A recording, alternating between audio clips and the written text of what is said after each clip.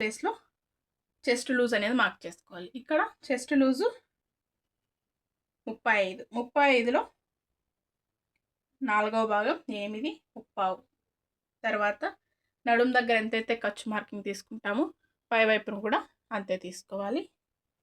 ఇక్కడ వరకు ఇక్కడ చెస్ట్ లూజు 35 చెస్ట్ లూజ్ ఉన్నప్పుడు మనం ఈవెన్ 34 కూడా 34 నుంచి పైన ఎంత ఉన్నప్పటికీ ఎంత అంటే ఒక 40 సైజ్ వరకు కూడా ఓకేనా, 40 సైజ్ వరకు కూడా 5.5 అనేది షోల్డర్ కోసం మార్క్ చేసుకోవాలి.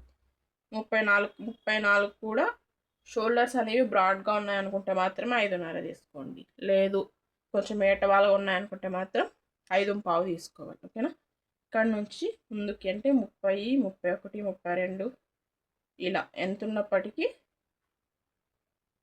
5.5 తీసుకోవాలి. తర్వాత ఇంకా తక్కువ 29, 28, 27 అలా చిన్న సైజు వాళ్ళకైతే మాత్రం 5 ఇంచీలు అనేది షోల్డర్ కోసం తీసుకోవాలి. ఓకేనా, ఇక్కడ మనకు 35 కాబట్టి 35 నుంచి 40, 42 వరకు కూడా ఓకేనా చెస్ట్ సైజు. ఓకే, దాన్ని బట్టి మనం షోల్డర్ అనేది మార్క్ చేసుకోవాలి. ఇక్కడ నేను 5.5 దగ్గర తీస్తున్నాను. ఇదే 5.5 మార్కింగ్ కింది వైపున. ఇక్కడ ఒక లైన్ డ్రా చేసుకోవాలి. తర్వాత ఏ సైజ్ అయినప్పటికీ, చిన్న సైజ్ అయినా పెద్ద సైజ్ అయినా, ఏ సైజ్ అయినప్పటికీ చంక డౌన్ అనేది 6 ఇంచులకి ఈ విధంగా మార్క్ చేసుకోవాలి.